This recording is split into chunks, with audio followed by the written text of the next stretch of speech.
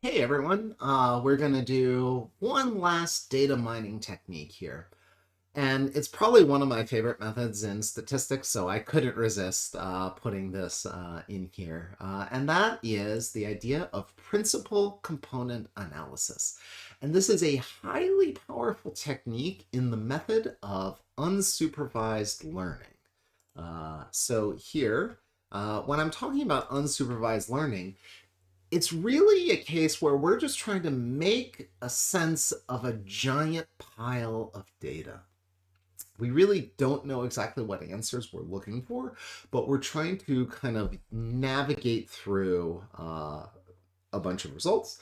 And this is a great way for summarizing complex data sets into the salient features. It allows us to kind of tell a data story here. Remember, this is not good for hypothesis testing, but allows us to sort of make and understand this. This is a very useful method of pattern recognition. So to motivate these results, I'm going to again use data from the Sloan Digital Sky Survey, but this time what I am doing is I'm using data from their spectroscopic survey. And that was a case where it was, they did their imaging survey, which we talked about in the last video. They found a bunch of objects that were likely to be galaxies.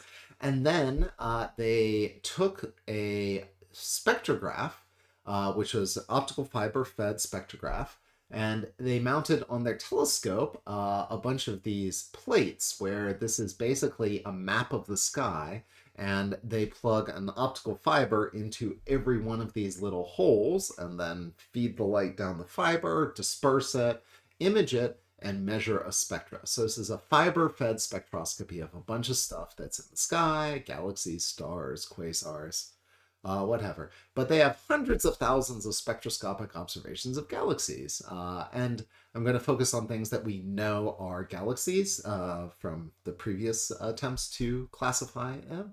And if we look at galaxies, you can kind of see this is what the data look like. So this is a plot of wavelength here in angstroms. So this is the optical kind of, 400 to 700 nanometers here. This is the near infrared. And you can sort of see some different features in this data set. This is just the measure of the light here. And so these sort of show two different galaxies. You can see some spectral lines right here. This is the Balmer alpha line, the 3 to 2 transition of hydrogen. So you can sort of see different spectral features here. And then this underlying sort of scruffy bits, those are the stars in the galaxy. So you see sort of the thermal emission spectra, and then some of these have absorption lines from matter in the atmospheres of stars, sort of like the Fraunhofer lines on the sun. So this is just kind of what our underlying data look like.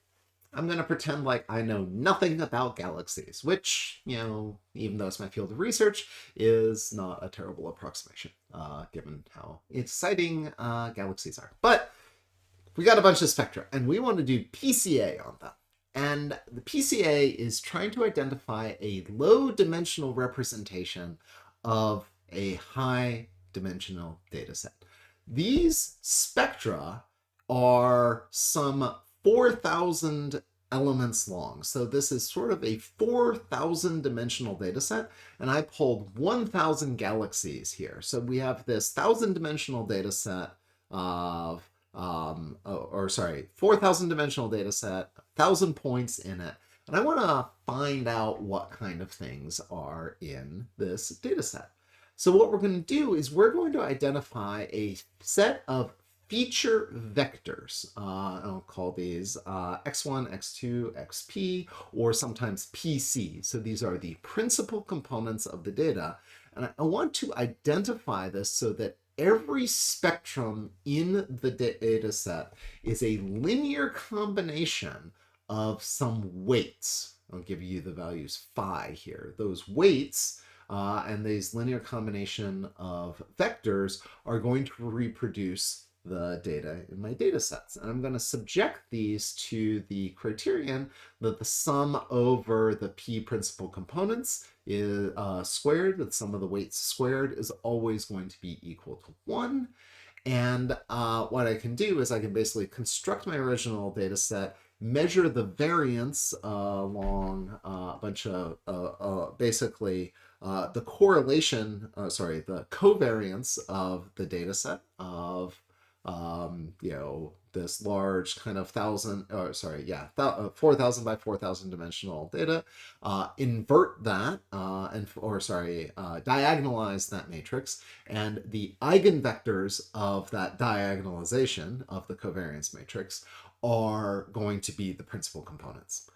So what's neat about this is that we can then, what we often do is we'll order those principal components by variance. So that was a complicated sort of mathematical description. Let's kind of visualize a two-dimensional case. Let's say we've plotted the first two channels of the data, and we, spectral element 1, spectral element 2, and then we have 1,000 data points here. This is slightly less in this graph, but be that as it may. And what we want to do is we see that there's a covariance between these. So we can measure the covariance of these two particular data points of sort of channel 1 versus channel 2. You find that they correlate with each other.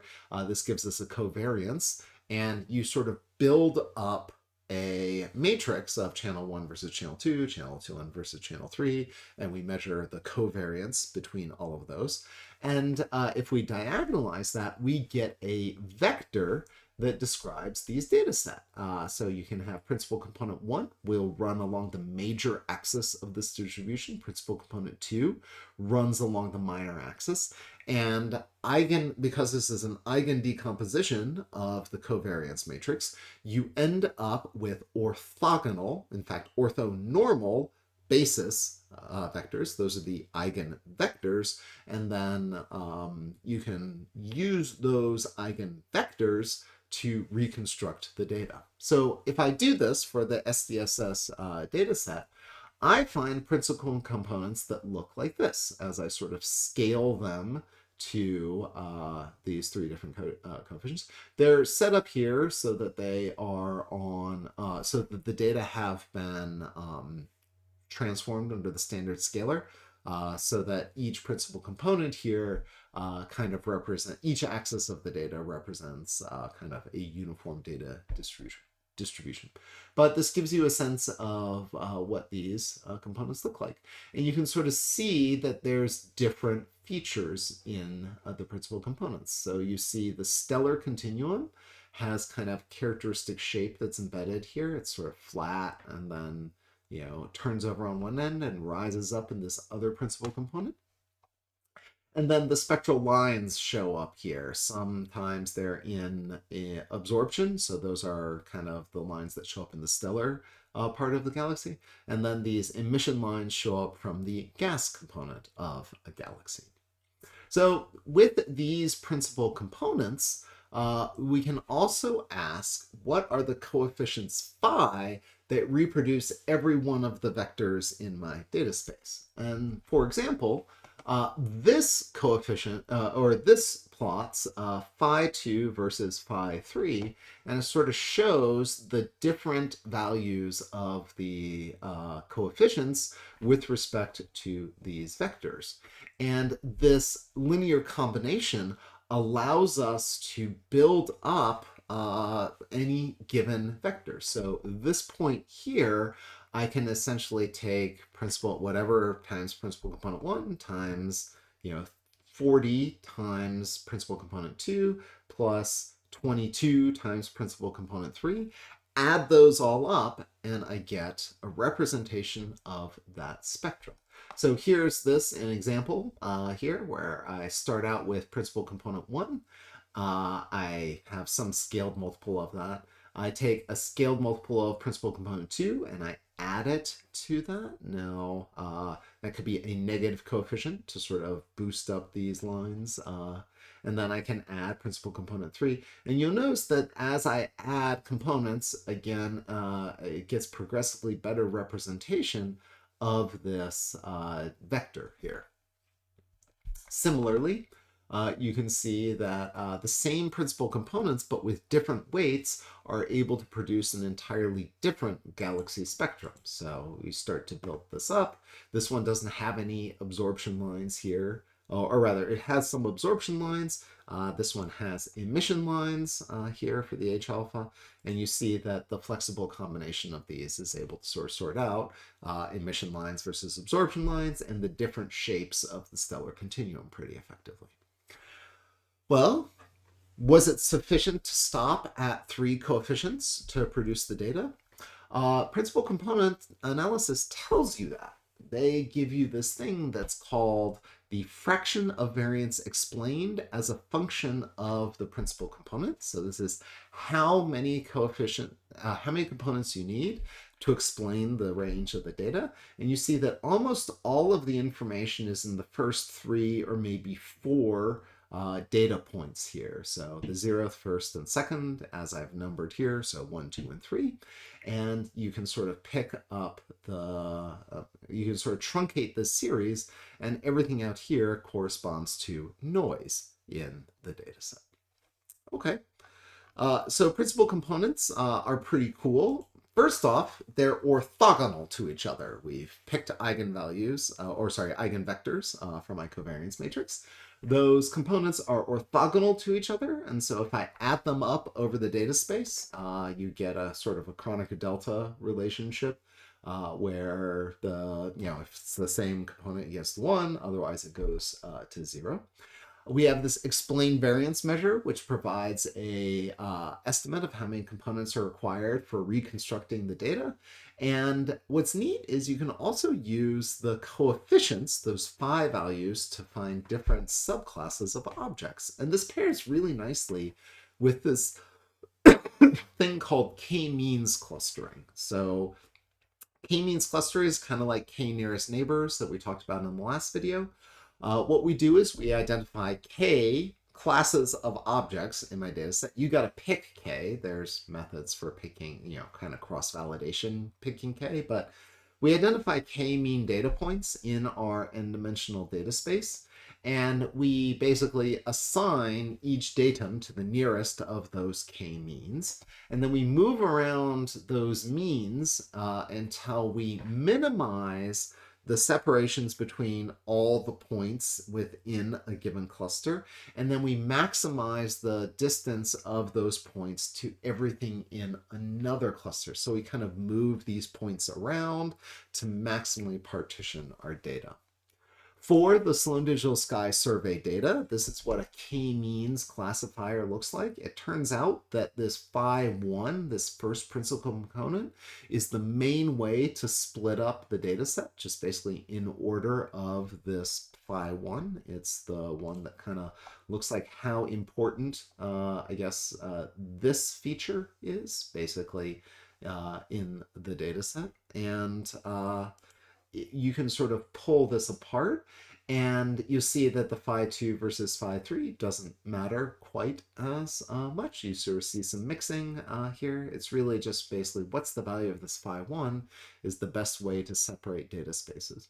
And from this, you can use the values of the means, you can reconstruct them, and you get basically the basic types of galactic spectra in here. You get something that looks like it's, sort of has strong absorption lines. You get some weird ones out here with some emission lines and absorption lines. And then you get this one here, which gives you these strong emission lines here. And as an astrophysicist, this is actually telling you different stages of star formation within a galaxy. So you're actually separating things into galactic evolutionary classes, and you are maybe finding some weird objects like quasars down here. So this is an old evolved galaxy. This is one that's undergoing ongoing star formation, and then some weirdos here. Okay, this is what I wanted to say about principal components. It's really useful for navigating very high dimensional data sets and finding kind of prototype representations of objects, especially when you categorize that. You compare it with this k-means clustering approach. What's also neat is you'll notice that my spectra here are very low noise compared to the original spectra that you saw here. So these are quite noisy. My prototype spectra here are fairly clean, and that's because those those large N principal components, things out here, they're just reproducing the noise in the data set. And so by dropping these parts of the representation, you're actually getting rid of the noise, the random fluctuation. Sometimes there's small features that predict some outliers, but this kind of gives you the basic points here. All right. That's everything that I wanted to say about principal components. It's a powerful data mining technique, and I hope you can use it to identify some features in your noise spectra or something that you're trying to identify how these different pieces are coming together. All right, have a good day.